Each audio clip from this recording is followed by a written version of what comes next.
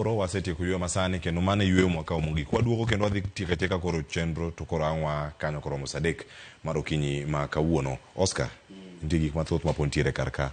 Muya mar dongruok, muya mar winjo mit mar sirkal ni. Bende jowa nyalo yude kachel kod mamoko medo kuom gino ma wakile wacho kachel kod wakile Ambrose Weda. Okay, muya mar dongruok mar sirkal motiyogo sani.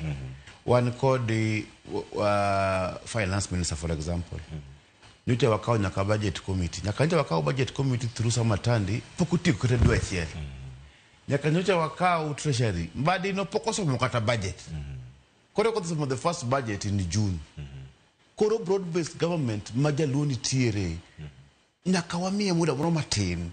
Nyaka nja mbadi donjo fees. Nyaka nja wabel kolo broad-based ni. Pokuti kutedu echa uche. Nen tok jenzi chan nen 25th of June. To koro mdo katiba balos bagi mokodonji ni koro one code. Jenzi protest goka almost 1.5 months. That means ni mbadi donjo fees, wanda igi donjo fees around probably September. Kangi chakuti bagi bido sworn in bagi timango October. October was bagi November, December, January, February. Koro one dwe marade. Mara ngwen koro. So it has not really even been given time. Tutaeri was a pingo.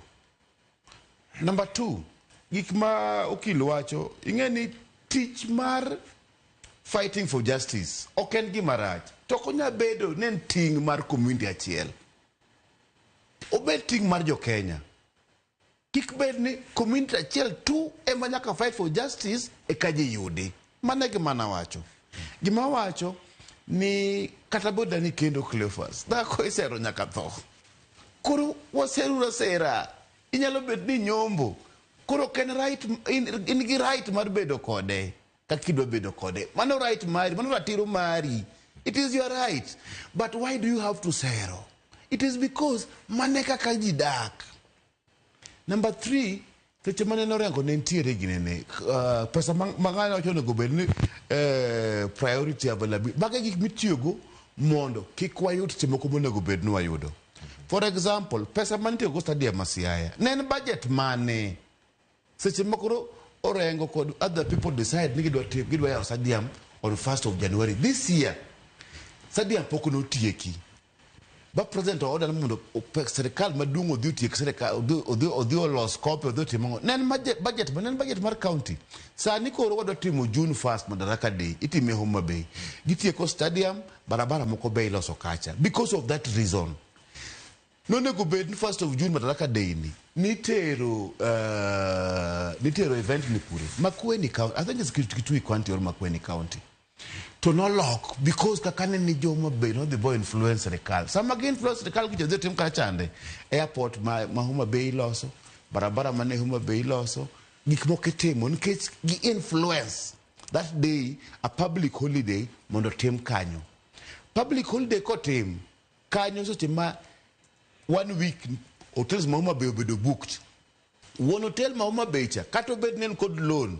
Mare higa ni monego bed no chulo owido gimoro matino chudo. Koro wawacho ni seche ma wane iye emo mi mention ni gik mosetimre all along kaka wasebedo to gima wach adno ni wakili aparo ni sometimes wakilo kose yudo gima wacho gi idealist gi realism.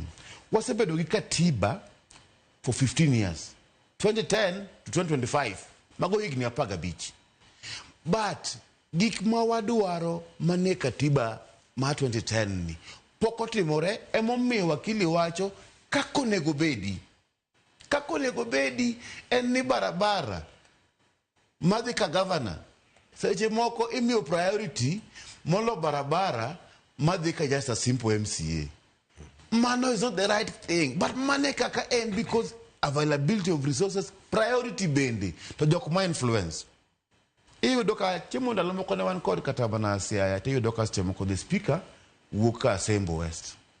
Finance committee chair be moko wuka Sembo West. Jokupenda around governor be wuka Sembo West.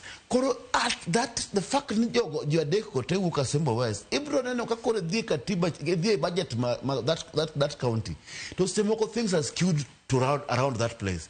What moro yudo 4 billion, moro semoko yudo 4 million, moro moko yudo 20 million. Gigo yudre maromre. To gide maromre nikech the level of influence mag jok ma make that decision. Kora para ni Joluo wasebedo ka wane tingo ahinya, wanyalo wuo kod gimos.